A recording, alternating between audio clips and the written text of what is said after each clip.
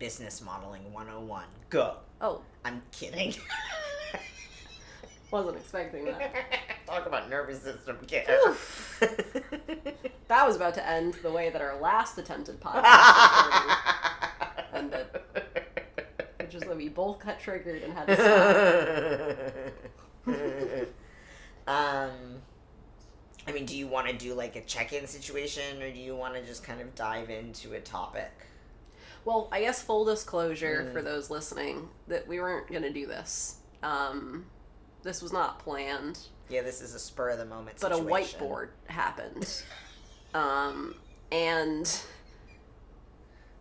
right when we were about at the end of the whiteboard situation, we realized that we should have been recording it because we started getting really fired up about niching, you know, as one does on a Saturday evening.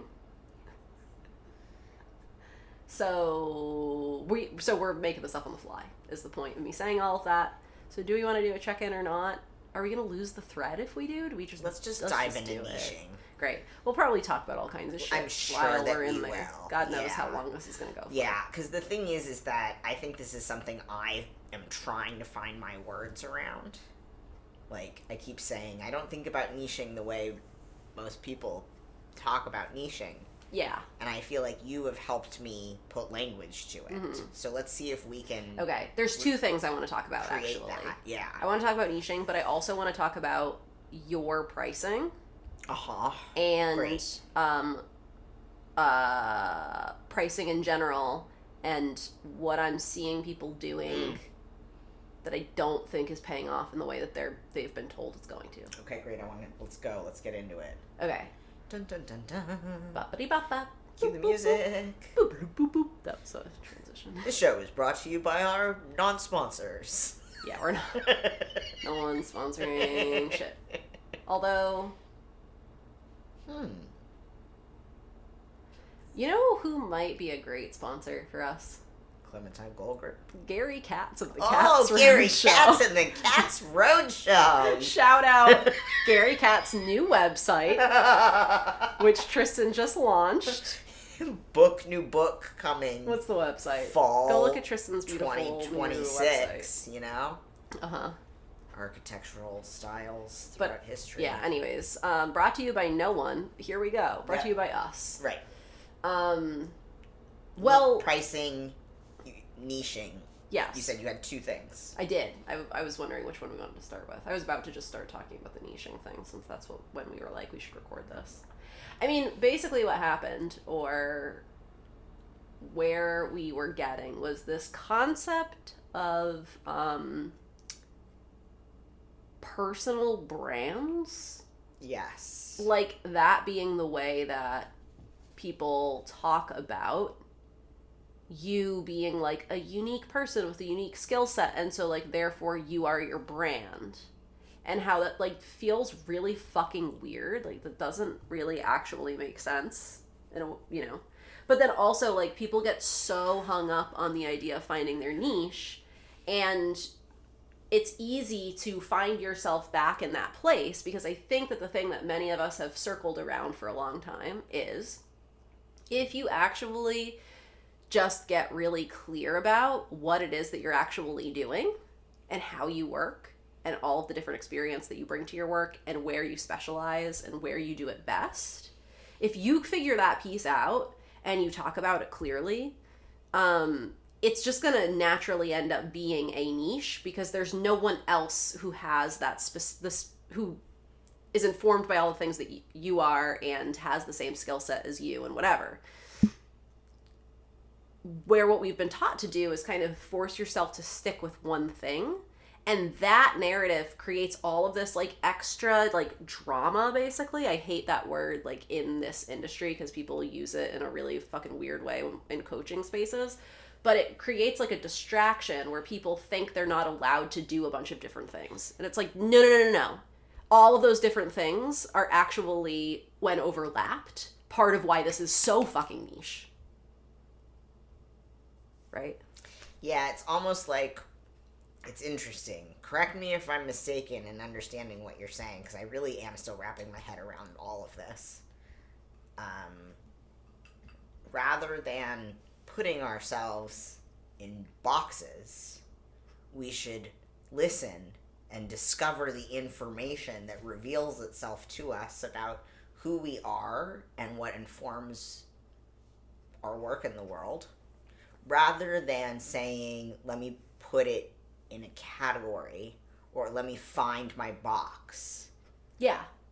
And also saying, like, oh, this must not be my box because I'm in a bunch of different boxes. It's I like, have too no. many boxes. The box isn't even part of the concept. That's not the point. Yeah, I have too many boxes. That's what I hear from Yeah, people. I mean, that's not what we're really saying, but like, I work with a lot of folks who either say... That's the way that people have been trained to think about it. I don't know... I feel like we hear a lot. I either don't know what my niche is, gotta figure out my niche, or I do too many things. Right. How do I niche? Right. So let me put this in a different way it's like yelling at me as you're talking, and I feel like sharing another example of what I tried to say will help. Let's say, right, I'm making up like an imaginary scenario. There's some yoga teacher here in Portland. We're in Portland. And that yoga teacher wants to expand their social media presence. They also tend to have a lot of, they're like naturally kind of like attracting more queer people, say. Again, I'm like making up a scenario. But they're attracting more queer people because they're in Portland. Are they equipped to help queer people? Maybe not particularly. Maybe they've been shown ways that they're fucking up, right?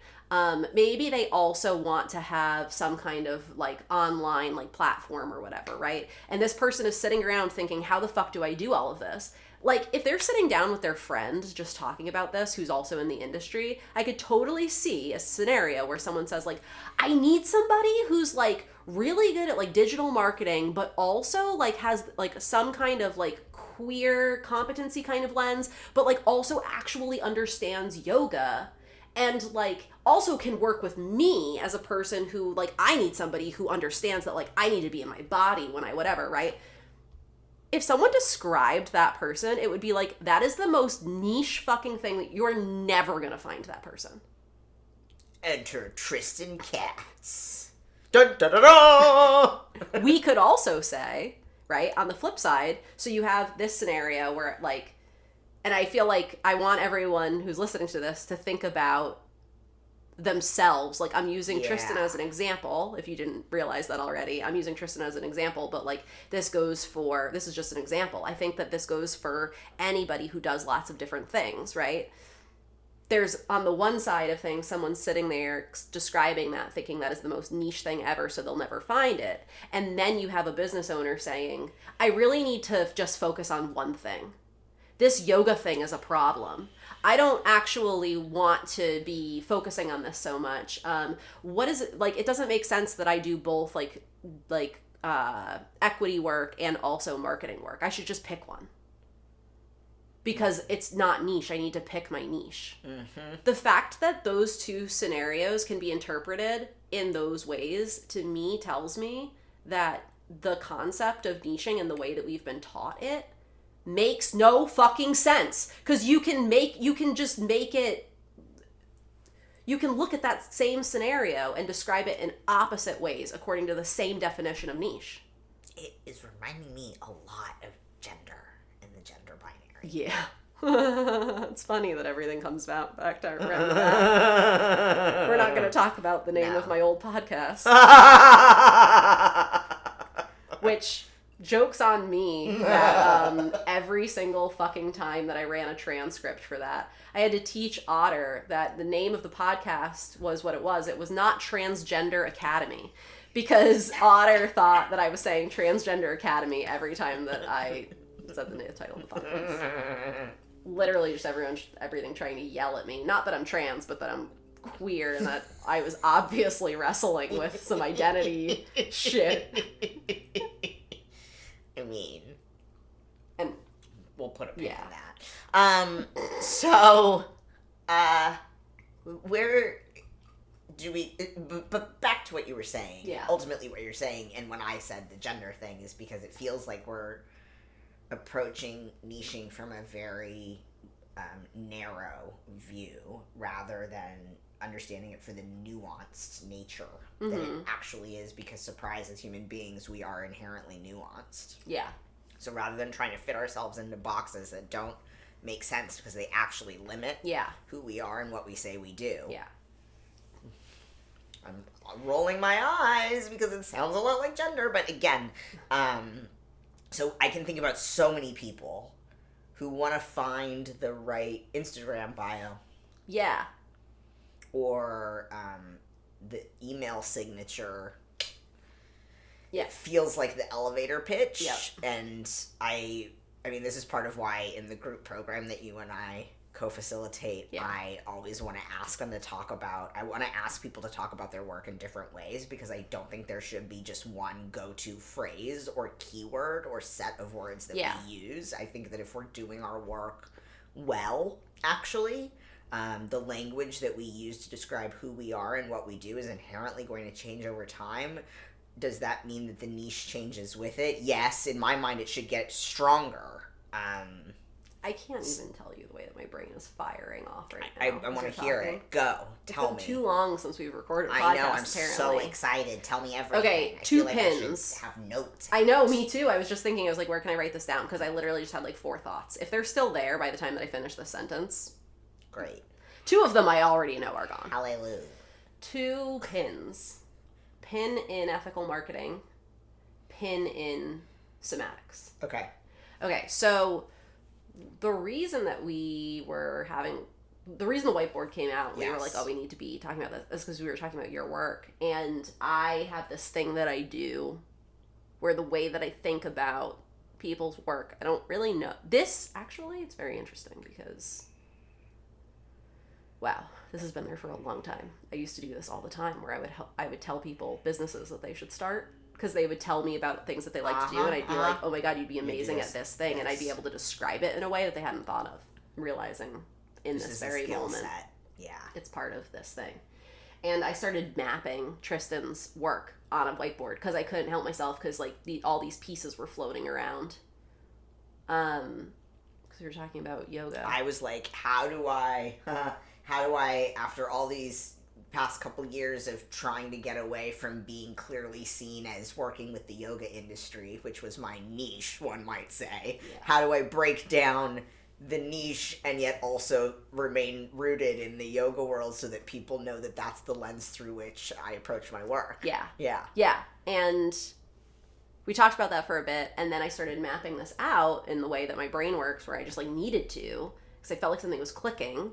And I've also done this, you and I have done this before, and you have expressed that it's like super helpful for you, and I just love doing it. So I was like, oh, I'm getting a whiteboard. And some of the things that we ended up kind of like circling around were like, your work is about, you know, ultimately, like we were talking about the book that you're writing. Yeah. Are we allowed to say the tentative title? Yeah, we are. Okay. So like the working title is We Are the Message. So we were talking about the concept of that because I feel like, from what you've told me about that book, it's ultimately sort of like the center of your work. Yes. Like everything else is circling around this Yes. in some way. Yes. And so around that being like you focus on marketing, and then you also focus on like equity and like social justice and transformative justice and that kind of thing. And then there's all these ways that you do it, right? So through like the coaching work that you do, through the speaking, the content that you create, the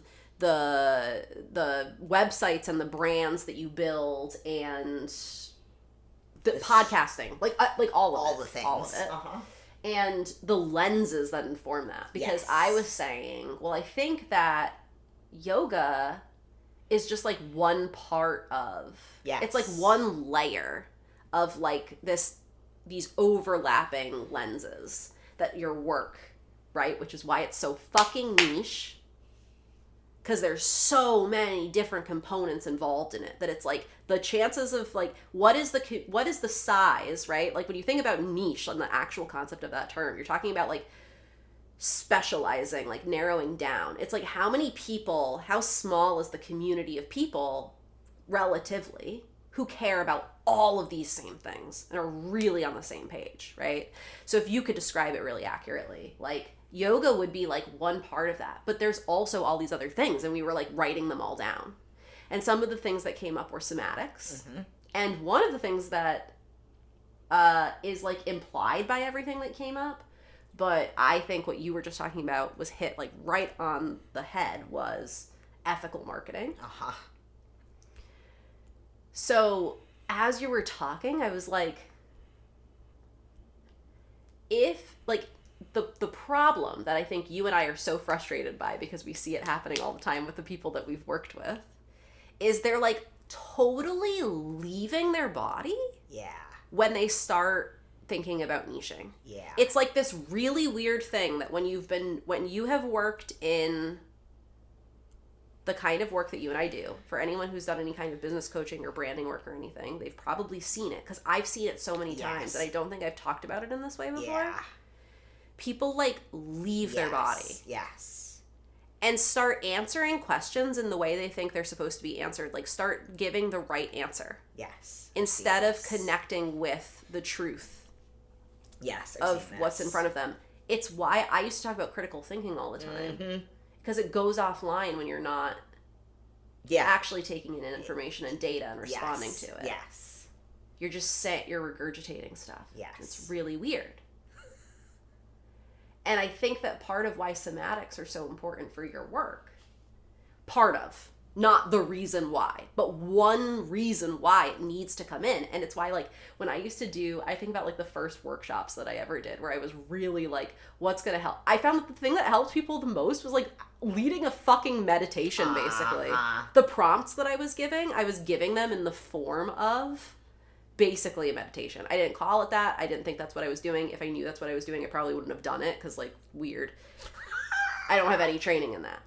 But it's basically what I was doing, because it was what people found most helpful. And part of what we're getting at is like, stop thinking about trying to give the right answer. Mm-hmm. Stop trying to get yourself to do this the right way. Yeah. Stop. It is a distraction. If we need to take the entire concept of niching, it does make sense at a certain point. Once you get it, it makes sense. Yes. Once you get there. But it's like you're trying to throw that word at a person who is really overwhelmed by this. Yes. For all these reasons that we could talk about. And most of us are, I observe, it seems, finding our way into understanding how to claim expertise. Yeah. And also, like, I mean, for lack of a better word, like, locate ourselves into what informs who we are and what we do. It's clunky. It is a fucking process. Yep. And we've been taught by dominant culture that you pick a career. Yep. And you stick with that career. Mm-hmm. And similarly, you pick a niche and you stick with that niche. And also, if you can't do business right, because this is now your, quote, career, is you should be focused on business. Yes. Which, that was another thing we discussed, is nobody who we're interacting with gives a fuck about business. Mm-mm. You and I do. And we're weird. Yeah. That's why we have this weird podcast that some of you listen to, you weirdos. Most people don't care about business itself. No.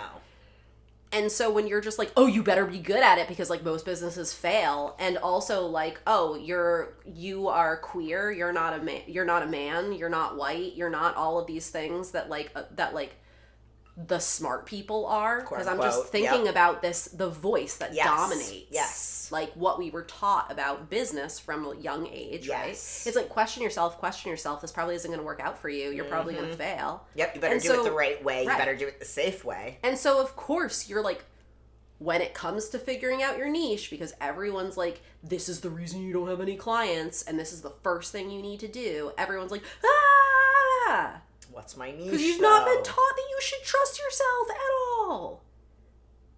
And so, like, you got to, like, let it go so that you don't let it, like, hijack you. And I think that that's why you and I want to be, like, just throw the whole concept in the trash. Yeah. And get people away from it, because it's necessary in order to ask the actual questions that need to be answered. Better questions. To understand this. There are better questions to be asking. And it does, and I think the concept of like, quote, niching down, I think is where it's really unhelpful. I do think the idea of like finding your niche, being like, find the thing that you're good at and that you like doing. Yes. And that people, when you do it for them, they're like, wow, you do this in a way that is like, right there. Other people are also recognizing that it's really valuable for them. You can call that whatever the fuck you want, right? Everyone has their model for it. Like, there's the hedgehog, which, like, anyone who's weird like us and, like, I don't know, maybe has read about fucking business strategy and, like, what makes successful companies successful. I don't know why that's interesting to me.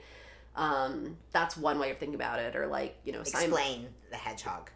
It's literally that. There's a bunch of different concepts, a bunch of different ways that different scholars in business and coaches and whoever are saying, find the thing that you are both good at, really enjoy doing, and it is also valuable for another person.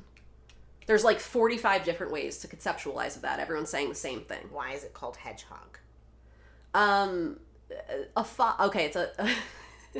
It is, God, what the fuck is the guy's name? It's the same person who I learned the Never Stifle a Generous Impulse from. He's a white dude who... thinker. Yes, and he came up through a business school and ultimately, like, made the decision to... He was, like, obsessed with businesses and made the decision to not, like, be a businessman, but instead study businesses and become a scholar in entrepreneurship. And he's, like, one of the only people who, like, does this in that way. Jim Collins. Okay. He talks about you can either be a fox or you can be a hedgehog. Ah. So a fox is like really nimble and sly and like can do, you know, can kind of like go around and kind of like, I'm explaining this really poorly. I'm pretty sure that this is the way that he describes it. And he has more ways of describing the fox. I don't remember the fox because the fox is the one that ultimately some companies do and they do well for a short period of time. And ultimately, when shit goes down, they can't handle it. But that the companies and the entrepreneurs and whatever that do really well are more like a hedgehog where they can kind of like, they can like tuck and roll is basically the thing. Like they have this like armor that like, you know, can kind of encapsulate all sides of them and just kind of like roll with it. I have not read that book in like probably 5 years and I don't retain things very well. I could be totally off, but I'm pretty sure that's it. Well, I love it. What I know for sure is you want to talk about the big leap, you want to talk about zone of genius, you want to talk about the fucking hedgehog, you want to talk about fucking Simon Sinek and whoever the fuck's work, they're gonna say, if you're really good at something and you really love doing it, you are going to outrun everyone else. Because for most people, to be that good at something, for them, requires a lot of effort, and for you, it doesn't. And so you can just keep doing it and keep generating it. You know, I just keep thinking, what an interesting parallel to, are you familiar with Deepa Iyer's social change ecosystem? Yes. I'm just thinking about that in the role of transforming the world that we live in towards the better. We all have roles, right? And we're all contributing, have ways to contribute that are actually naturally more available to us. I mean, this goes back to the body, too, and what I'm realizing is that we can't always push ourselves past our points of no to do something. So if you have a natural yes, maybe that's easier to sustain in your life. Exactly. And so if your natural yes is, say, organizing, or your natural yes is, say, I don't know, taking care of organizers. Right. Like, whatever it is. Yours is mutual aid. Don't pick the thing that's going to run you down. Exactly. Pick the thing that you can do, because not... Sustainably. Everyone has different places that they can fit, where they could sustain a thing that another person can't sustain. I mean, this is what we're saying, though. We're saying find your niche, but it's not... It's bad language. Well, yeah, it's like I think that, right, the idea of like niching down, I think is where it's really not helpful. Exactly. That to me is language that says, stop doing other shit, basically. And I get where that comes from. Yes. Once you get to the end of this fucking thread, we're not going to go there right now, but if you pull it long enough, you'll get it. It actually does make sense. it is so not helpful in the beginning, because the most important thing for you to do is have some accuracy with like what is actually happening in front of you. You need to be able to take in information. Yes. And if that's not making sense, and what it's doing is it's having you try to just like force yourself into something that doesn't work for you, you are undercutting the thing that I think at this point, if we can look to anything that is certain, it's like everyone is saying you got to pick something you like. Uh-huh. So like the idea of finding your niche is more about like try a bunch of shit. Yeah. And eventually, and like keep your eyes open. Yeah. And feel it. Yeah. And like see like start to recognize the patterns and like collect a bunch of data. Yes. And figure out what it is that you actually like doing that is also making you money, and that is whatever. But you can't do that by just like, I'm only going to do this one thing. Doing one thing doesn't allow you to collect any data. And so when you go offline and you're just like, oh, this is what I think I'm supposed to do, and then you pick one thing, you're like, it's like undermining the entire point. Mm-hmm. And that's ultimately doing you a disservice. Yeah. And I think it's why you and everybody around you is a disservice. Yeah. Yeah. And I think it's one of the reasons why you bringing in somatics into your work and understanding people's nervous systems and understanding people's values, because that's part of it. Mm-hmm. Because when something is not in line with your values, you're going to leave again. Yes. Your body, that is. Yeah. Yeah. Like, you're not thinking anymore. Now you're trying to fight it. Yes. Because you shouldn't be there. Yes. Like, yeah. Get out. Yeah. Yeah. Doesn't matter if someone says pick one thing. Uh-huh. It's not an option. Yeah. Who the hell is one thing? No one. I can't think of a single person who's one thing.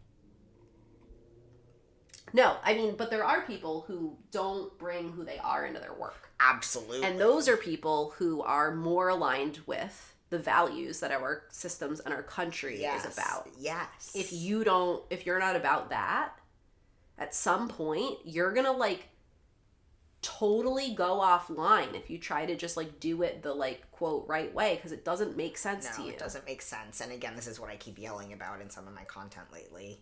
Is like, look, a lot of us got into quote-unquote business for ourselves because it wasn't working in the 9-to-5 traditional structure of working a job.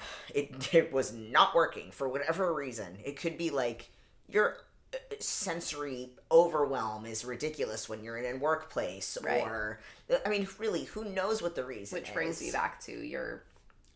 ultimately what you're doing, right? Yes. But the point being is that there's a reason we got into working for ourselves, I hope, and that is to do things differently. So if we're going to do things differently... Right. Like, what's the point otherwise? Seriously. Why wouldn't you then just go and take the benefits and the paycheck and try to milk the clock? No, thank you. Because that's ultimately... That's going to suck my soul out of my body. I am doing the work that I'm doing because I want to keep my soul in my body while I'm making money to survive this disgusting reality. So if you try to just do it the right way when you get here, all you're going to do is put yourself back in the situation you were in before, but with no certainty or stability and no benefits. Oh, but I'm so clear about my niche, though, you know? Yeah. Have fun for the next 2 days until you get deep enough into now operating as though things are going to be easy, and then realize, oh, actually, I fucked up. That's about how long it lasts, right? Or, oh, now I have to actually do it. Deal with it. It was really exciting to think about what this could be. Yes. But now that I have to actually do the thing it's way scarier. And go and tell people I want to do it. And that I deserve to do it because I have this expertise. Let me just make this webpage for 14 more days. Yes. Where I talk about it and I fuck around with fonts and color palettes for a while, because that's fun. It's so much fun. And you need to find things that are fun when you are trying to force yourself to do something that is hard. Doesn't actually fucking make sense for you. And there's good hard. There's like growth hard. I'm not saying it's good and bad, right? What I am saying, I really think that there is something to be said about the fact that we have to learn how to discern where the growth edge is versus where one might say pain is, right? Or where the growth edge is versus where we're leaving our bodies. It's like, is this taking me closer into, quote, alignment with myself or what I value in the world? Or is this taking me farther away from that? Is this, I mean, yeah, there's so many different ways of looking at it. And yeah. And that, by the way, is the way that yoga informs your marketing work. Absolutely. Yeah, thanks. Yeah. I think about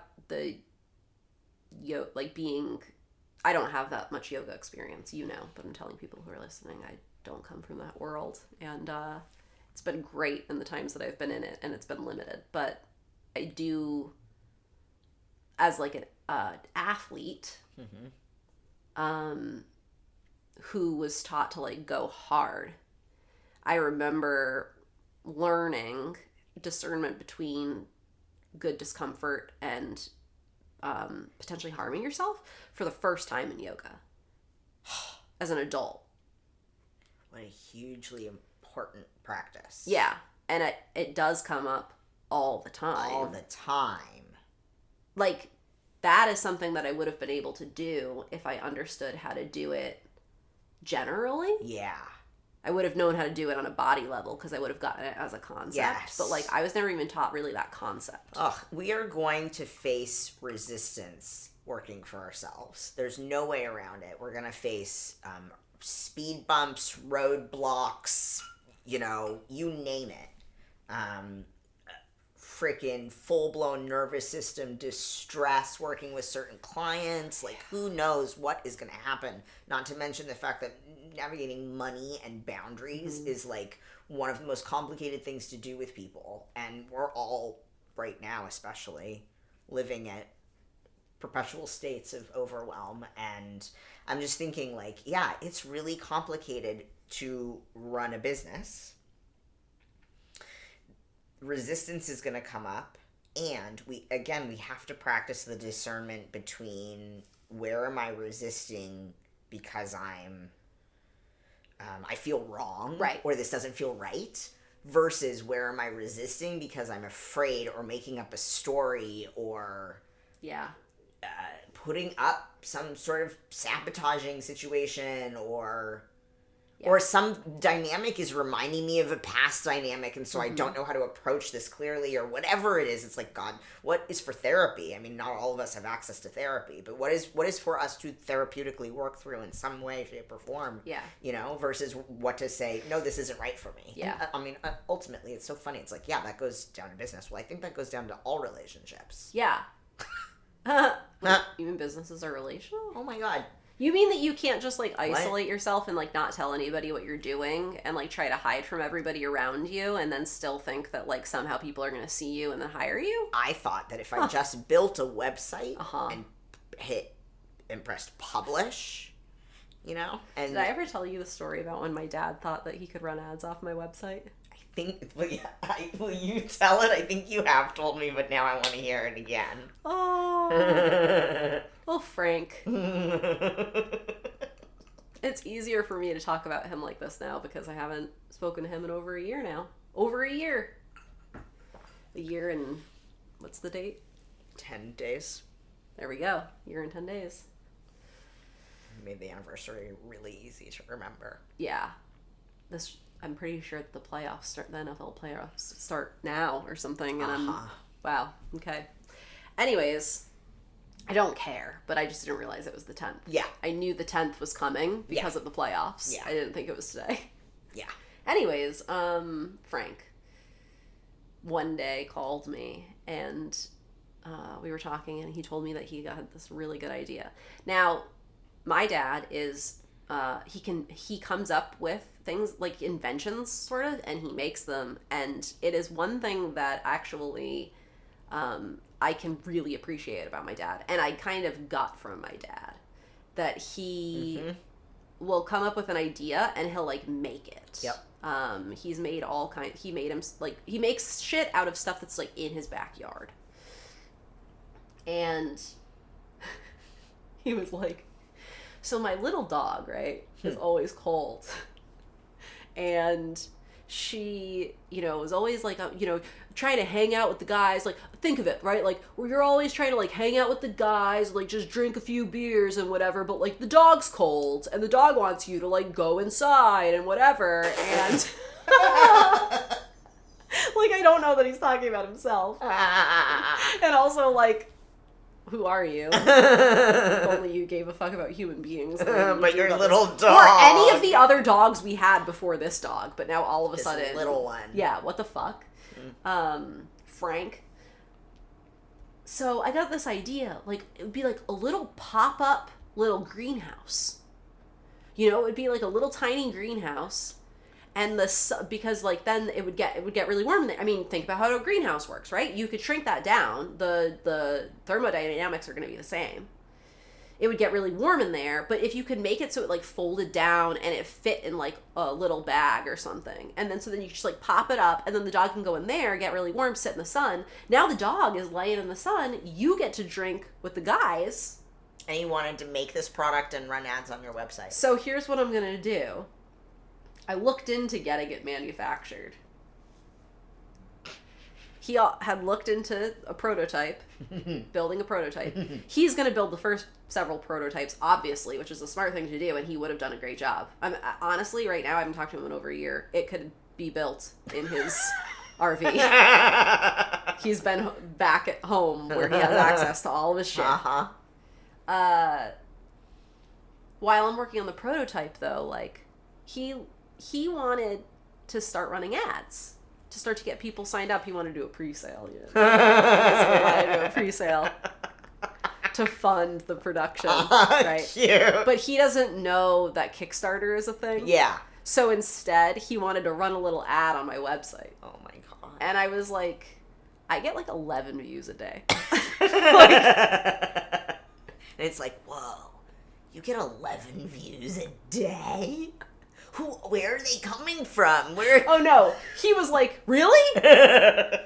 He thought that like, if you put something on the internet, people see it. You know why? Because my dad thinks that Facebook is the internet. Oh, I thought he was thinking maybe of like the Pamela Anderson tape, Well, yeah. Because like, if you put something on the internet, everybody sees it. If you are that hot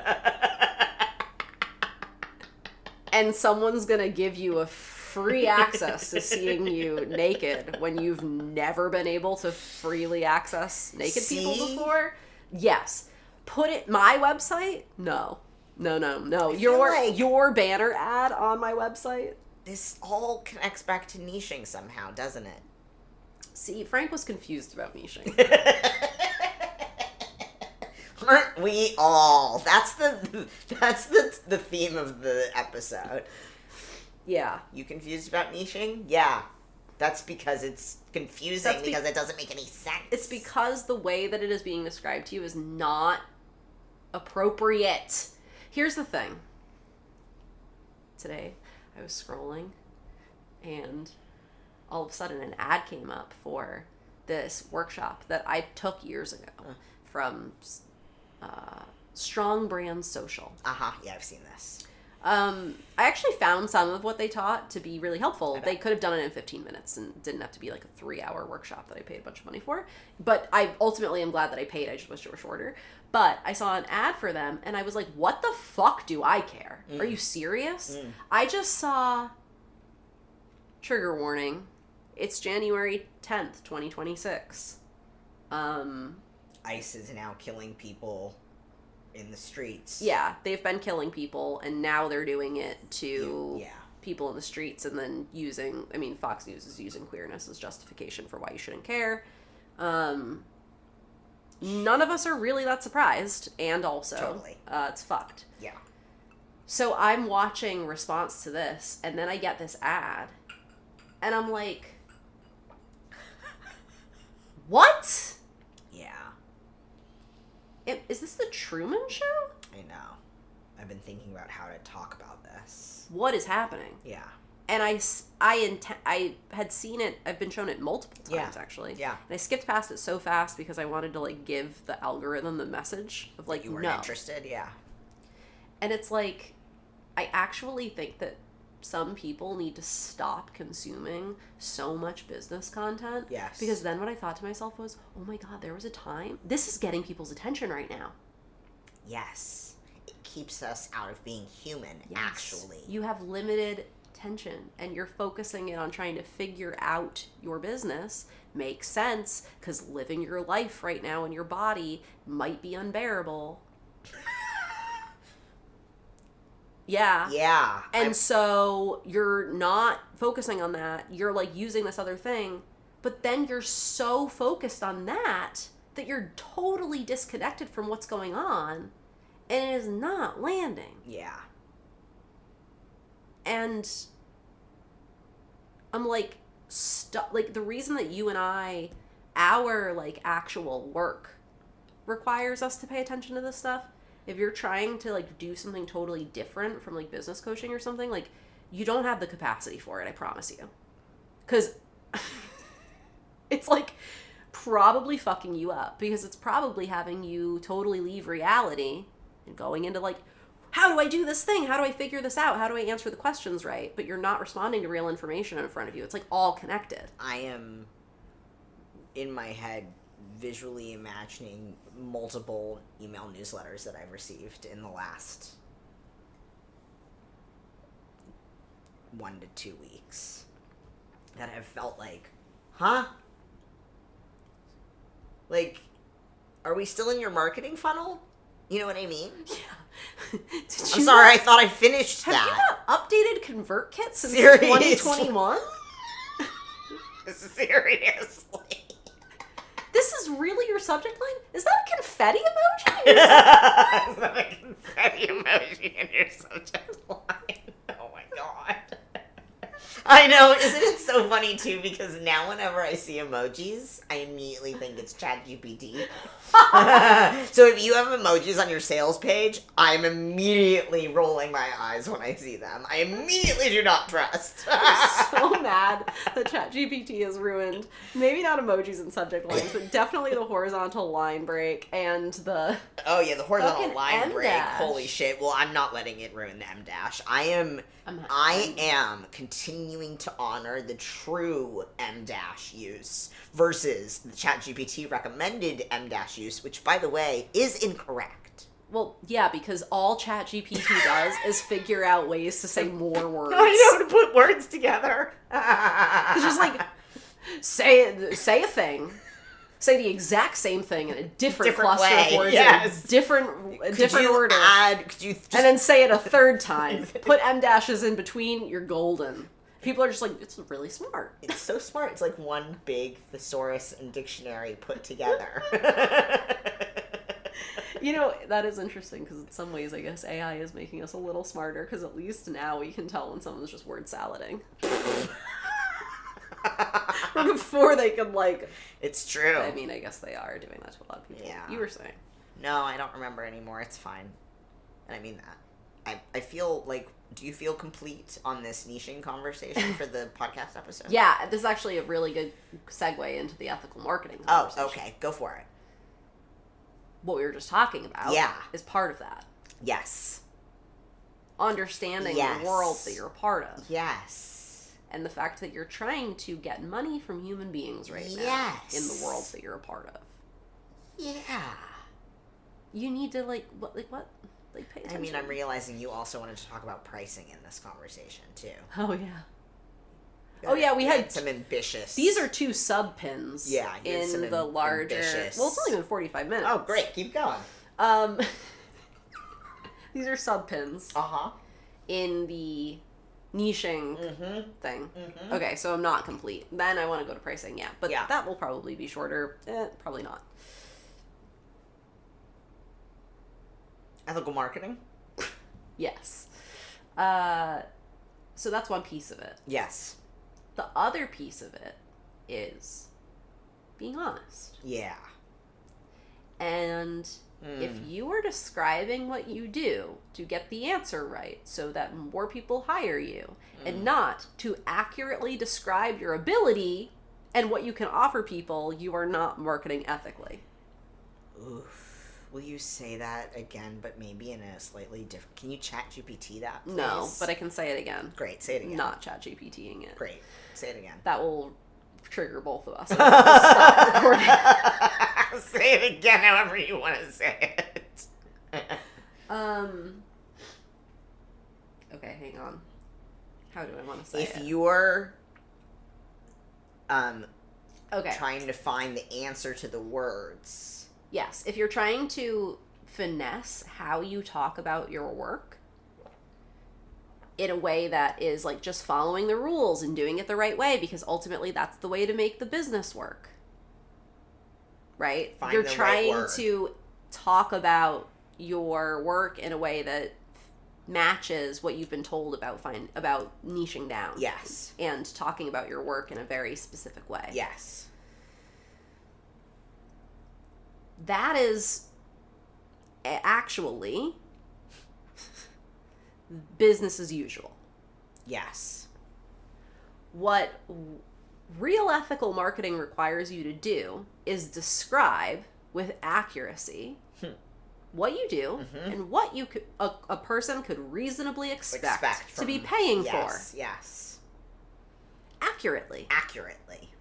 When you do that, you will end up having a niche because the accuracy means people will see that you're a unique person because you're one person offering a service. So rather than saying, I work with women to support them through perimenopause, for example, or I work with women to navigate menstrual challenges. Why would you say woman? This is what I'm saying. Why would you say it? Whether you could have drastically different views on the very divisive concept of gender and pronouns. Oh, yeah. All of them lead me back around to, why do you have to say woman? Well, Brooke, it's going to help my search engine optimization. Okay.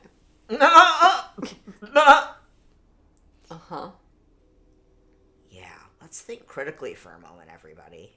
Also, just for full transparency, this is me still recovering from a moment in which I was triggered maybe 2 years ago, maybe a year and a half ago, in a Zoom room by this very conversation that I was slightly a part of in a really uncomfortable way. Where it was actually being discussed, like the significance of using women in your keywords and why we need to do it order to reach the right people. And I was like, I don't think we need to do it, actually. That's basically what I said. And, you know, it wasn't really well received. What I'm hearing you say in this moment is that, first of all, whether you believe that trans women are women or not, for example, you don't really need to use the word women to describe an experience that has been commonly exclusively associated with, quote, women's bodies, quote unquote, right? Yeah. Okay. So that when I maybe Google search help with or yoga teacher for menopause, I'm not probably going to say yoga teacher for women's menopause. Right. You either think that people are defined or not defined by having a vagina. Yeah, this is a whole nother point. Well, I think... But you're serving people... Yeah. Or like that I mean, more than just that, right? But I guess if I'm like really... Yes. You know, it's not like everyone with a vagina has a menstrual cycle. But I'm saying you either believe that or you don't. Yes. And in either case, you should not have to say women because you're talking about menstrual cycles. Exactly. And so why is that helping? Okay. The only reason that someone would think that it's helping is because they thought that for some reason they had to say, I help blank. Do blank. Or with blank. You're being a robot. So you mean I shouldn't write, I help humans find greater alignment in their truths and actions? Yeah. If you don't want to niche by gender, you do have to at least niche by species. So Sorry, species. I said species. I mean, it's so funny because it's like, it makes me think, like, you don't see people out there like, I help white people. I mean, actually, you do, actually. There are people who help white people check their shit, you know? Yeah. It's interesting. It's like, that's just why this is a freaking nuanced conversation. Yeah. It's nuanced. Yeah. Yes. Okay. So ethical marketing. Yes. What I'm saying is, the moment that you start to wade into the territory of, well, I have to do this because it's the only way that I'm going to make money, just like leave. Because like, I don't have anything to say to you. Like, yeah. And that doesn't mean that like, I think that you're a terrible person. No. It just means like, I see this in a very different way. Yes. I'm never going to be able to do that. If I were able to do that, I would have a job. And a PTO. Yeah, and health insurance. I gave up health insurance and PTO specifically the because 401k. And I had a good match. You know, Gap Inc. matches 4%. Come on. You should have seen the Cats Road show. Oh, I bet it was great. Oh my god. Shout out. You want to sponsor us, Gary Katz? But like, I gave that up because I can't do that. So like, yeah.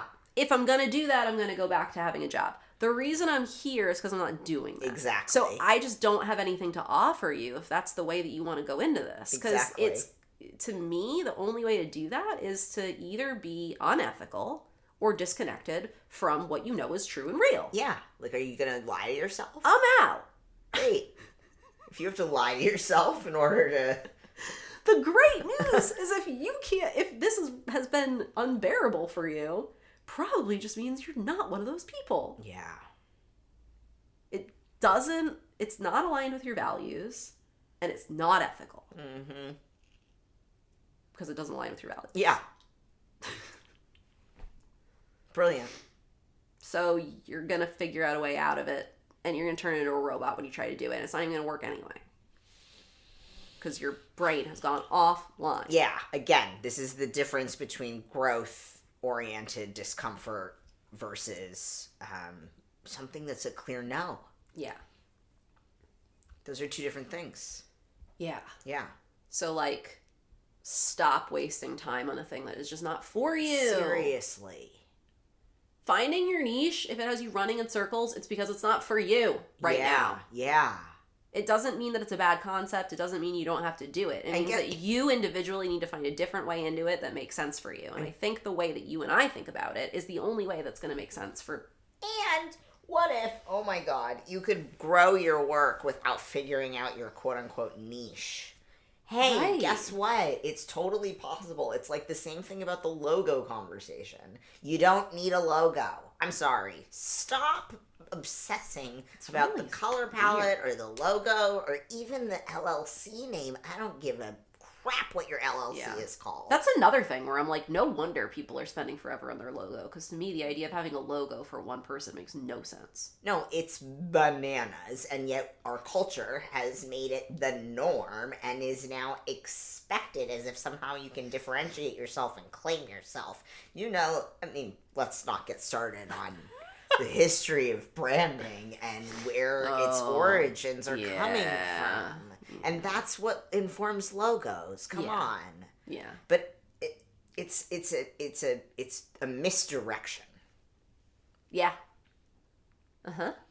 We're looking for answers to questions that don't matter rather than focusing on the evidence and or rather the information, the data that is right in front of us. You know, It's almost like the doctor at the bad ER vet last week. You know, there was data right in front of him. And he said, we could think that this data looks like this. And he talks about data a lot. Or, I mean, like, really, it's like, yeah, he was... Anyways, we don't need to go there. I see a parallel. We don't need to go there now. The voice that you just did for him was really interesting. This is your unintelligent motherfucker who messed with me and my life and my dog and our well-being. I could have made her suffer so much more because of your malpractice. That's what that voice is. Yeah, she did suffer more. Yeah, she did. Pricing? Yeah. Well, this leads me straight into pricing. That's what I figured. I figured it was a good segue. Yeah. Fucking pay attention. Say to more. the human beings that you are trying to do business with. You're saying business is relational. Relationships matter? Okay, so how does this actually play out? Okay, so the reason... So we almost recorded a podcast episode, yes, a month ago or something, because I was like... I want to... Something that I think that you're doing. I was saying something that I think that I'm seeing you doing that's working really well for you, because you and I both had our best years yet. Mm-hmm. In 2025. Yes. And I said something that I think is working really well for you is actually that your prices are lower than they should be according to, standard, what we've been talking about pricing. Yes. You're really skilled. You're really experienced. You have really limited availability. You're, doing shit. And you have plenty of clients. You don't need to be, you know what I mean? You don't need to be, figuring out a way to, get more people to work with you. It's if people want to work with you, you're kind of having to, squeeze them in at this point. And for all of those reasons, someone might say that you should charge more. And I don't think that that's wrong, necessarily. I do, however, think that one of the things that has worked really well for you is that your prices actually make a lot more sense for the people that you're doing business with than most people. And for those people who are still clinging to this idea that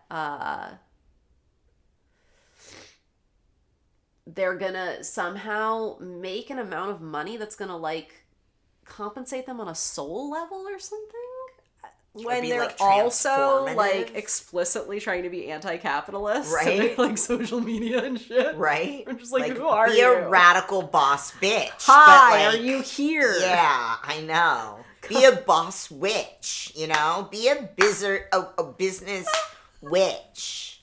Anti-capitalist coach for 7-figure. Yeah, I need to channel the Bradshaw-ish energy and make some reels of business coaches. You do. Business witch. Yeah. Persona. Ooh. I'm gonna have to put a pin in that. Yeah, burn a lot of incense, have some smoke happening. Oh my god. In the air. I know, I could just be I'm waving around a lighter right now. You could sell some kind of energy clearings for businesses. Oh, brilliant energy where you'd clear the capitalism smoke that shit away. This isn't capitalist anymore. You forevermore will be anti-capitalist. This is your higher calling. This is different. And you will now charge $20,000. Oh boy. But part of what you're saying is that I have your prices actually, so when makes sense for the people that I'm serving. Yeah, so when you and I talk about pricing in Bloom, in our coaching program. Yes. We talk about what you're doing is you're trying to strike a balance between what is sustainable for you and the person that you're doing business with. Yes. That means you need to understand their circumstances. You need to understand what they're actually able to pay you. Otherwise, the only way to make it work is, again, to go into unethical marketing, where you're telling them that you can do more for them than you really can, and you really know that you can do for that amount of money. This is one of the things I've learned from you, I think, that has stood out for me the most in the last 2 years in particular. It is our job as entrepreneurs to figure out how to create business models that meet our audience, client base needs and our own. Both and it's not going to be 50-50 all the time, right? It's not going to be this percentage all the time, but there's some sort of, it's the relationship theme is coming up again. It's any relationship, there's some sort of reciprocity. Yeah. There has to be. What does it look like for that particular relationship given that particular relationship? And if you want people to come to you and say, I want to give you some of my money right now, think about what you're spending money on right now. How's your financial situation going? I don't know about you, but Donald Trump's America isn't exactly paying off over here. I wish we had more sound effects. The amount of money that I spent on groceries today for the amount of food that I got. Holy shit. Crap. Holy shit. Right now, I was thinking about this the other day too. It's like, who could buy a house right now? What percentage of, like, rich, according to world standards, do you have to be in to be able to afford buying a home in the United States right now? Not to mention the fact that so many people don't want to buy; they want to flee, and it's like a weird. No. They want to flee and also be invested in the property. Oh well, yes. We'll keep their home. Well, we're gonna go to Italy where we can get dual citizenship, and we're gonna be landlords. I'll just be my pants. We're gonna be landlords. Yes. Some white people shit. The only people who are making... No one who, like, can't afford to buy a house is even at the point where they're even trying to make it. No one's, like... You're not even thinking about it. You're just like, it doesn't matter. You gotta laugh. And also, well, I'm not even... Okay, but back to the pricing conversation.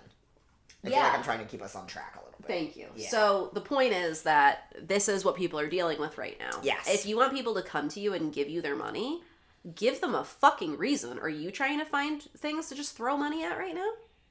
That's your job. It's what you fucking signed up for. Yeah, so figure out what it is that you really do with people. Right. And don't do something that you don't actually do or want to be doing. And do what you were... This is what I'm saying is, your literal job is to figure out a thing that is valuable for other people. Yes. That's why people are going to give you money. Yep. You can whine about how hard it is. Is this... Who does that? Who would be a person? I don't even remember them anymore. Wow, this is great. I don't even remember the kinds of business people who would be like, don't complain about it. Just pull yourself up by your bootstraps. Nice. Yeah. But the point is, like, it's just the reality that we're dealing with. Yes. Because we're working within a fucked up system. Yes, it is None fucked of up. us want to be doing this. No. Really? No. It's not working for any of us. No. We know that. Yes. If you are ready to, like, try to make it work, you've kind of just got to accept that it is literally your job to figure out how to make this valuable for other people and make sense for them to spend money on, given what's going on in the world. Yeah, There's just gonna no way for you to ask someone to give you money when you're not making it clear about what the value is, or if you're asking for more than they can afford for what you're offering. Yes. And so I feel like for you have taken a very different approach to your pricing than what people have been taught to do for a really long time by these 7-figure coaches or whatever. 7-figure coaches will tell you that, like, you should charge what you're worth and you should charge, higher, and you should need to raise your prices, and your problem is you don't ask for enough. Yep. Raise your price, raise your price, raise your price, and then if you do things the right way, people will come in and pay it. I don't think that's actually working for people. No. And so you could actually lower your price. And I think that what you've done is your price, I think, is low for your expertise and for the amount of time that you have to give and for how good you are at what you do. And yet, I think you made more money at the lower price than you would have if you charged what we could say your work is, quote, worth. Yes. Because the economy is fucked. So it just doesn't, you can't really think about it in the same way. It's true. And we talk about a concept that I learned from Lena West being the only rule of pricing is that you feel whole and compensated. And I think that naturally when we end up in this environment, your idea of whole and compensated adjusts when you actually have an understanding of the people that you are doing business with. Yes. Because you understand their circumstances and you don't want them to pay you an unreasonable amount of money. It wouldn't make you feel good. And you it's can not feel whole and sustainable. compensated way lower. Yeah. Like, it's the same, it still checks out. Absolutely. And I'm going to charge the higher rates to the projects that warrant the higher rates. That doesn't mean I still don't get paid big money on something, but it means that for most of the people I'm in relationship with, day in, day out, there is a different arrangement happening in terms of time and money in order to meet their needs and take care of myself so that I can keep meeting needs and taking care of myself. And who is it serving for you to be like, no, I will only get on the phone with someone for $500 an hour? Who is that helping at this point? If it's working for you, cool. It's probably not. No, probably not. Like, ask for a reasonable amount of money. Come back to Earth. Look around. Read the room. It is not 2020 anymore. People aren't getting checks in the mail. No.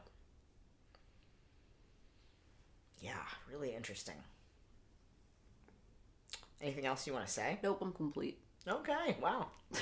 Ba-dum-bum-bum-bum-bum. I just frantically yelled for long enough. So Oh, okay. I got it all out. Okay, you got it all out. Yeah. Are you sure? I mean, probably not. Probably but, not. Like, But you feel mostly I don't need complete. to make anyone else listen to it. Well, I mean, I don't think that would be the case necessarily if there's more you wanted to add to the conversation. Well, what do you want to add, or what do you want to know? I don't know. I want to hear more from you. I don't. I think I've lost my... I feel like you did say that you wanted to plug something. Oh, our business modeling webinar. Yeah. Because I think that webinar we taught 2 years ago or whenever it was is probably one of the most important... Yeah, maybe we should do an updated one live. One of the most important frameworks or whatever in order to understand this weird math equation that is not by any means predictable ever and yet still important.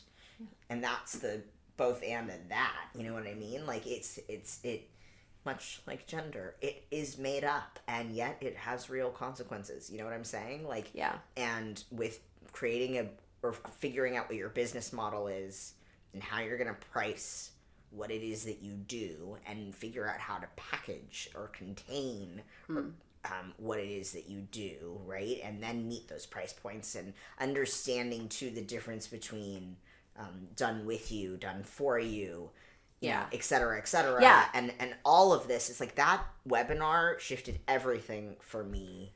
Well, because to your point, I'm not saying you lowered your prices. Right. And that's what worked. Because No. you didn't. You actually increased your prices. Yeah. But you changed the structure of your offer so it was easier for you to people deliver. to access. Yes. More. Yes. And while the price went, I think that the price is I think it went up from what it was, but I think it's still way lower than other people are asking for. Yeah. Which, like, hi everyone, Tristan's about to come out with a book. I say this with total sincerity. Like, if you're not, like, come on, because you're booked out right now. Yes. You've been booked out. Yes. For a while. Yes. And we're talking about how low your prices are. Yeah. Yeah, You're probably something's working. Crawling out of your skin Really that I'm like, am, I'm especially yelling because it's like, what, January 10th we said? And like, what if any minute now it's just going to fucking shift and everything's going to fall out from underneath me and I'm never going to be safe financially again. Okay. Don't you like that? Yeah, that's really interesting because what I'm saying is what I see coming is Tristan's already booked out right now. And because they're writing a book, you also just intentionally grew your audience by a pretty significant amount over the past year. Yeah.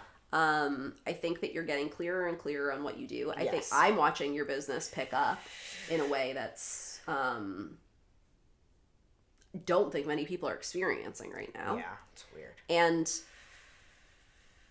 I'm just saying that I think that anybody who's listening to this who has thought about working with you at any point would be pretty smart to get in now. I don't think that you're... who knows? I think you're going to have to either start taking fewer clients or raise your prices. And it's probably going to be both because that's how the equation works. Listeners, check back in a year. For what? I mean, my book's coming out in spring 2027. Yeah, no, what I'm saying is don't check back in a year. Hire Tristan now because you might get booked in for fucking April or May at this point anyways. And if you wait a year, I don't see how you're going to be Yeah, I hear what you're saying. able to do what you're doing right now. I think that what you're doing is incredibly valuable for what you're charging is my point. And I think that it's why you had the best year that you've ever had. And I don't think that many people are doing this. I think that many people are pricing according to what they want to make in some ideal, like, universe. Correct. I studied the landscape. I took in data for like a full year of figuring out what the best way was for me to meet what seemed like a common need. Like, when I stepped back, Yeah. I was able to see there was a common need in almost every single client that I was interacting with. And the common need was we needed to talk about what their marketing strategy was in kind of an expansive, foundational way. Mm-hmm. And it was like, that looked different for everybody, of course. Mm-hmm. But I was able to recognize that it was like the same primary question guiding every single conversation. And then when I realized that, it was like, oh, well, I can do that in this kind of time and give somebody the tools then to do it on their own, or maybe hire a team if they have that ability, or they want to come back to me and do it with me, then we can do it together. It was like I figured out, it feels like it was an answer, and I am reluctant to say that. Well, I think that what it was that you were able to be like, oh, like, I think something clicked. Something clicked. And I think that ultimately comes back around to what we were talking about before, where you were able to just be fully present with everything that was happening. Yes. And actually look at all of it and like be with all of it and like be curious about it and like use all of your expertise up to that point and all that data and like your intuition and your discernment and all of that shit. And something clicked, but ultimately I think what clicked was you had been in a process of saying, okay, what would allow me to feel compensated? And in your determination of that, you were factoring in all of these things that we're talking about, like other people's circumstances and positionality. Yes. And the fact that you don't like the system that we're functioning in. And the fact that you don't value money, but you also know that you need it and whatever. And all of that was factoring into you finding that balance. Yes. And then you were like, okay, this is what I think is reasonable. Now I'm going to get critical about how I can do that within that price point in a way that's sustainable for me. Yes. And that is where that is your job. It literally is your job. Yeah.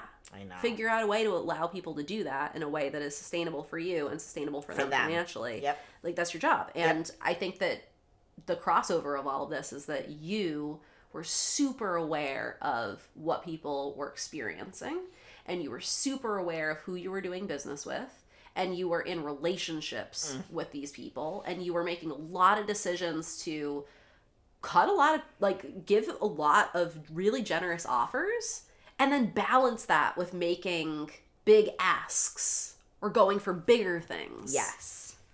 And it's everything we talked about in that workshop, actually. Yeah. It is. It's everything we talked about in that workshop. Yeah. That workshop is just so important. It really is. Yeah. And so I think it's really interesting to see how well you've done this year and how unique of an experience I think or last year. Yeah. And see how unique of an experience that is and see how differently you're doing things in that way, because I don't see you doing what we were told to do, which is raise your prices to grow your income. I agree. That's not it. No, I'm not doing that. You're so right.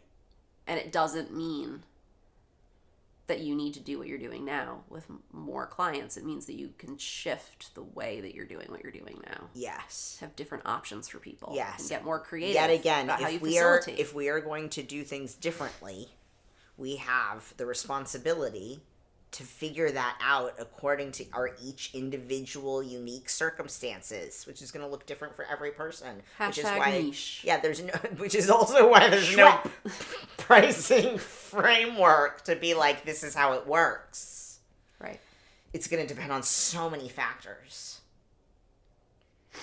Mm-hmm. You're doing it, my friend. Well, thank you. I appreciate it. I wouldn't be doing it without your expert coaching. I don't know if that's true. It feels that way sometimes. I say this shit to everyone. You unlock a lot of stuff for me on the regular. I'm really glad that that's true. Love doing it. Love to be of service. And this is you, my friend. You would have gotten here regardless. Oh, thanks. Yeah, it's true. Well, tune in for more conversation about This podcast brought to you by no one. niching and pricing. And, I mean, really, who knows where we'll go. Or when, for that matter. But thanks for listening. I hope this was helpful, for real. I think it was. I think it was, too.